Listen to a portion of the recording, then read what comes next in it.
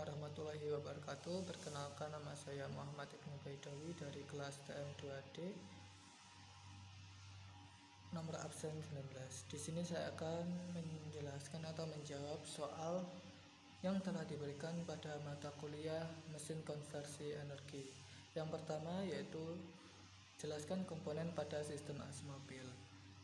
Pada komponen sistem AC mobil, yang pertama ada komponen kompresor AC mobil. Kompresor pada sistem AC ini berfungsi untuk menghisap refrigeran dan evaporator yang kemudian menekan kembali refrigeran agar dapat bersirkulasi atau mengalir dalam sistem. Refrigeran setelah menuju kompresor berbentuk gas, bertekanan, dan bersuhu tinggi. Kemudian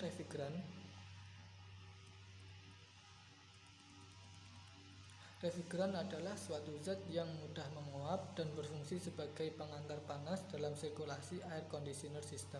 Saat ini zat pendingin yang dipakai pada AC mobil adalah freon dengan nomor kode R12. R yaitu refrigeran. Kemudian yang kedua ada kondensor AC. Pada sistem AC, kondensor merupakan komponen yang berfungsi untuk mendinginkan refrigeran yang bertekanan dan bersuhu tinggi setelah melalui kompresor. Karena terjadi kondensasi di kondensor, maka refrigeran akan mengalami perubahan wujud dari yang semula gas menjadi cair. Makin besar jumlah panas yang dilepaskan oleh kondensor, maka makin besar pula efek mendinginkan yang diperoleh dari evaporator. Oleh karena itu, kondensor dipasang di bagian depan kendaraan agar dapat didinginkan oleh aliran udara dari kipas radiator dan aliran udara yang terjadi selama kendaraan bergerak. Kemudian komponen yang ketiga yaitu receiver atau dryer. Dari refrigeran yang berbentuk cair dari kondensor kemudian mengalir menuju receiver atau dryer. Dalam receiver terdapat filter yaitu desikan, filter yang digunakan untuk menyaring kotoran-kotoran yang terdapat dalam refrigeran, sedangkan desinfektan digunakan untuk menyerap uap air yang terdapat dalam refrigeran. Kemudian uap air ini tidak boleh ada pada sistem karena uap air ini dapat membeku menjadi es dan menghalangi saluran-saluran terutama pada katup ekspansi sehingga akan membuat sistem AC tidak berfungsi dengan baik. Yang ketiga yaitu katup ekspansi AC mobil. Dari refrigeran yang sudah terbentuk cairan dari kondensor selanjutnya mengalir menuju katup ekspansi. Cairan refrigeran akan mengalir pada lubang orifice dan akan menyembur sehingga berubah menjadi kabut atau uap jenuh.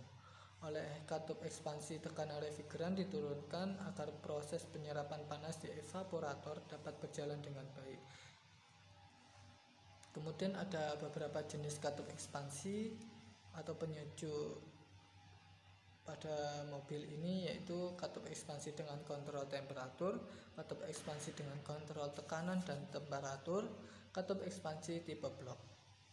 Kemudian yang keempat ada evaporator AC mobil, yaitu fungsinya kebalikan dari kondensor, di mana keadaan refrigeran sebelum melewati katup ekspansi masih 100% cair dan setelah tekanan cairan turun, refrigeran kemudian menyerap panas dari udara yang dihembuskan blower dan melalui evaporator. Dengan demikian, udara yang melewati evaporator suhunya akan turun dan menjadi dingin. Kemudian yang kelima ada kopling magnet. Kopling magnet dipasang pada poros kompresor. Fungsi dari kopling magnet adalah untuk menghubungkan dan memutuskan putaran engine ke kompresor. Kopling magnet akan berfungsi ketika air conditioner dihidupkan. Ketika air conditioner dihidupkan, maka kopling magnet akan menghubungkan putaran mesin dengan kompresor, sehingga kompresor dapat bekerja. Komponen utama dari kopling magnet ini adalah stator, puli, rotor, dan plat penekan. Kemudian yang keenam yaitu ada blower dan kipas kondensor. Blower berfungsi untuk menghembus udara ke evaporator dan seterusnya dialirkan ke ruangan kendaraan. Sedangkan fungsi dari kipas kondensor adalah untuk menghembuskan udara pada kondensor sehingga terjadi penyerapan panas dalam refrigeran atau mendinginkan kondensor. Yang ketujuh, ada kontrol panel AC mobil. Kontrol panel berfungsi untuk mengatur suhu dan aliran udara yang masuk ke ruang kendaraan dengan cara menekan tombol pengatur suhu dan menggeser tuas pengatur arah aliran udara. Kemudian soal yang nomor 2, yaitu bagaimana pendapat Anda jika katup isap dan katup buang pada motor bakar 4 langkah rusak. Yaitu kerusakan pada katup isap dan katup buang disebabkan biasanya kerusakan akibat patah atau bengkok. Kerusakan ini disebabkan oleh beberapa faktor, yaitu bisa jadi mulai dari kualitas bensin, kemudian ubahan mesin yang salah perhitungan, atau kualitas oli di mesin yang sudah menurun. Jika pada klep di mesin sampai rusak, yaitu perlu diganti pada klep yang bengkok atau patah. Misalnya pada klep in, maka klep in tersebut harus diganti. Jika pada klep in yang memakai head cylinder 3 atau 4 klep, maka klep in yang lainnya harus juga diganti. Karena penggantian klep ini bekerja bersamaan bertujuan supaya kinerja mesin bisa kembali maksimal. Meskipun salah satunya tidak rusak, tujuannya diganti, yaitu supaya klep bisa disetting ulang dengan kondisi yang sama. Setting ulang tersebut meliputi skir klep dan celah klep supaya klep bisa membuka menutup dengan sesuai. Kemudian soal yang nomor 3, yaitu bagaimana perawatan pada silinder kompresor. Perawatan saat diperlukan jika kompresor piston dilumasi dengan oil, harus mengganti oil pompa setidaknya setahun sekali. Jika ingin mengganti oli kapan saja terkontaminasi, jadi periksa secara rutin. Oli juga dapat kehilangan viskositas di lingkungan yang lembab, dapat menggagalkan lubrikasi komponen kompresor angin yang kemungkinan terjadinya gesekan logam. Hal ini akan menyebabkan kompresor rusak sebelum waktunya.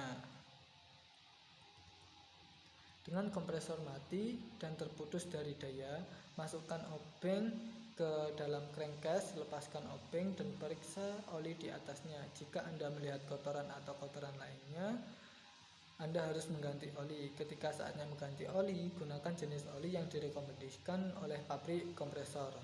Jika Anda menggunakan oli dengan viskositas yang terlalu tinggi atau terlalu rendah, kompresor Anda dapat mengalami kerusakan permanen. Terkadang Anda perlu juga melepas dan membersihkan bagian-bagian seperti piston dan piston rod.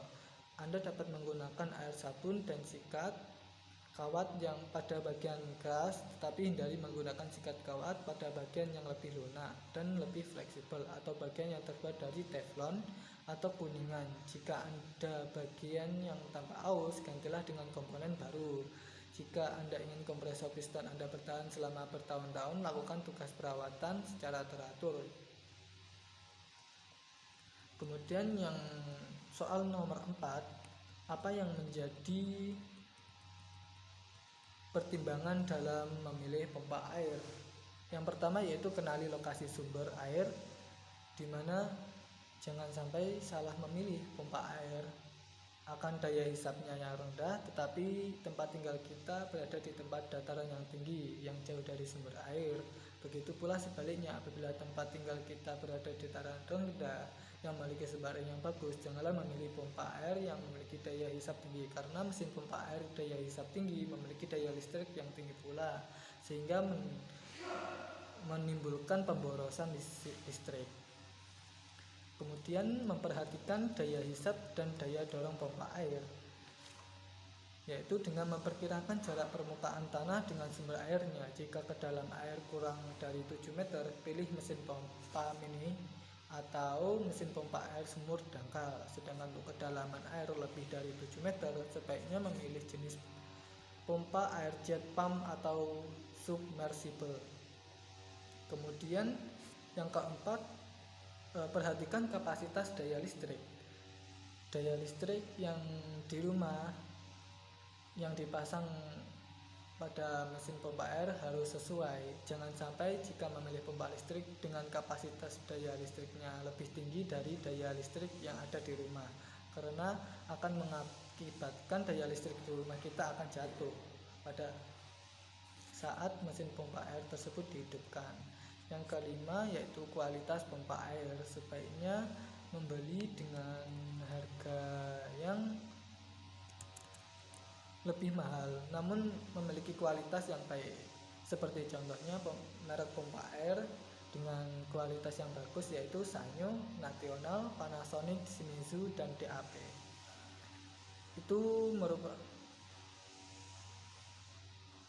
Itulah jawaban dari saya, kurang lebihnya mohon maaf. Wassalamualaikum warahmatullahi wabarakatuh.